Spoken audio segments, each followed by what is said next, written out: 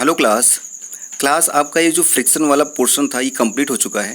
But आपके लिए बहुत इंपॉर्टेंट पॉइंट्स यहाँ पर दिए हुए हैं। व्हाट यू हैव लर्नड, आप देख रहे हैं व्हाट यू हैव लर्नड में आपको देखेंगे, आपको कुछ यहाँ पर पॉइंट्स मिलेगा।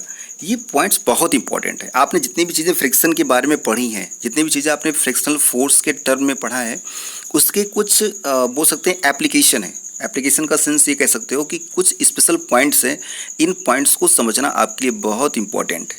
जैसे आप इधर देखेंगे, यहाँ पर कुछ की वर्ड्स के बारे में बताया जा रहा है। की वर्ड्स में एक है ball bearing, drag, fluid friction, friction, interlocking, lubricants, rolling friction, sliding friction, static friction. तो आपको क्या करना है, इन सब के डेफिनेशन को एक बार चेक करना है। जब आप इन सब के डेफिनेशन को चेक कर लेंगे तो आपको फ्रिक्शन का जो पोर्शन था उसमें उसको समझने में बहुत इजी हो जाएगा, बहुत आसानी हो जाएगी। ठीक है, नेक्स्ट इधर देखते हैं आप, व्हाट यू हैव लर्नड, अभी तक आपने क्या सीखा है वो यहाँ पर इसको समराइज किया गया है। पहला पॉइंट देखते हैं, friction opposes the relative motion between two surfaces in contact, it acts on both the surfaces. ठीक है, बोल रहा है जो फ्रिक्शन होता है वो रिलेटिव मोशन को अपोज करता है। जैसे आप देखें, कोई चीज़, ये सरफेस है, इस पर एक सरफेस ये हो गया और इस पर कोई चीज़ चल रहा है इस तरीके से, तो इन दोनों सरफेस में अगर इधर फोर्स अप्लाई हो रहा है तो इसका रिलेटिव मोशन जो होगा वो इधर होना चाहिए था, इस साइड में। बट इसके अपोजिट में क्या होगा, एक फोर्स काम करता है, उसी को हम क्या बोलते हैं, फ्रिक्शनल फोर्स बोलते हैं। राइट, आगे है सेकंड पॉइंट देखते हैं, फ्रिक्शन डिपेंड्स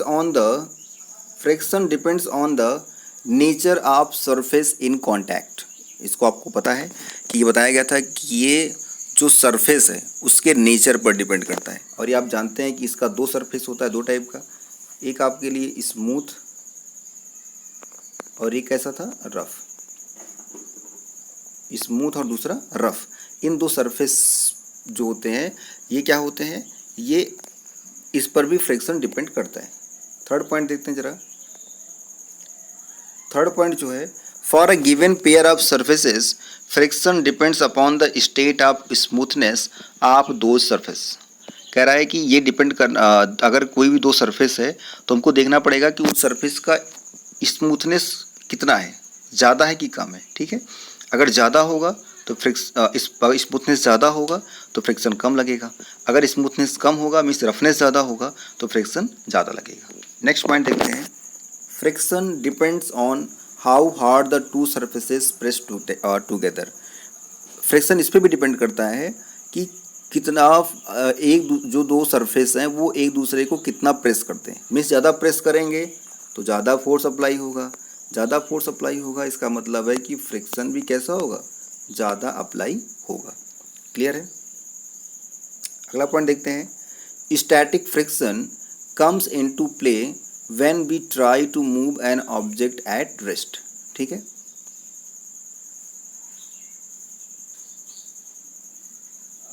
अगर कोई ऑब्जेक्ट रेस्ट कंडीशन में है और उसको आप मूव कराएंगे तो क्या होगा, वहाँ पर स्टैटिक फ्रिक्शन काम करना शुरू कर देगा। ठीक, नेक्स्ट पॉइंट देखिए जरा, sliding friction comes with play when an object is sliding over another.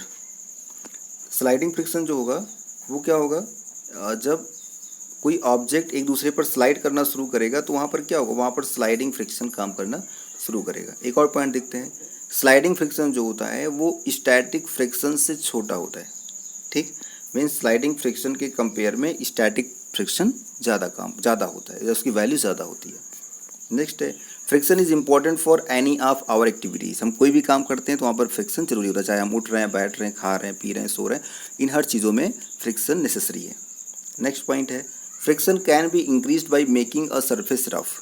अगर आप किसी सरफेस को रफ कर दे रहे हैं या उसके स्मूथनेस को कम कर रहे हैं तो वहाँ पर फ्रिक्शन ऑटोमेटिकली इंक्रीज हो जाएगा।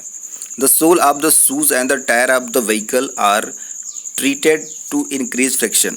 हम क्या कर सकते हैं, सोल जो होता है किसी शू का या जो टायर्स होते हैं व्हीकल्स के, उसमें अगर हम ट्रीटेड का मतलब क्या है, उसमें नोक ज़्यादा लगा दें तो क्या होगा, वो वहाँ पर फ्रिक्शन इंक्रीज कर जाएगा।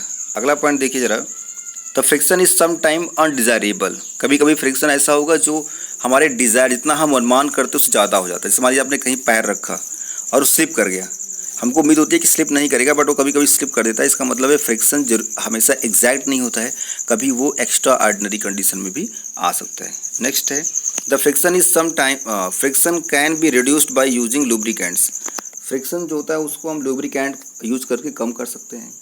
एक और point, when body rolls over another body rolling friction comes into play, rolling friction is smaller than the sliding friction. In many machines friction is reduced by using ball bearings, हम क्या करते हैं अगर ball bearing लगा दें, ball bearing का मतलब वहाँ पे घिरनी बोल सकते हैं, वो ऐसे लगा रहता है, आप कहीं पर भी देखेंगे उसमें घिरनी लगी रहती है इस तरीके छोटी छोटी, तो वो क्या करती हैं, वो फ्रिक्शन को रिड्यूस कर देती हैं। लास्ट पॉइंट है fluid friction can B minimised by giving suitable shapes two bodies moving in fluids, हमने आपको फ्लूइड्स के बारे में बताया था। अगर हम एक उसका शेप लेते हैं, इस तरीके का शेप मेंटेन करते हैं जिससे क्या होगा फ्रिक्शन को रिड्यूस किया जा सके या मिनिमाइज किया जा सके। तो इस तरीके से आपका ये वाला चैप्टर, ये वाला पोर्शन फ्रिक्शन वाला कंप्लीट हो चुका है। और अगर आपको कोई प्रॉब्लम आती है तो आप इसमें इस वीडियो पे कमेंट कर सकते हैं।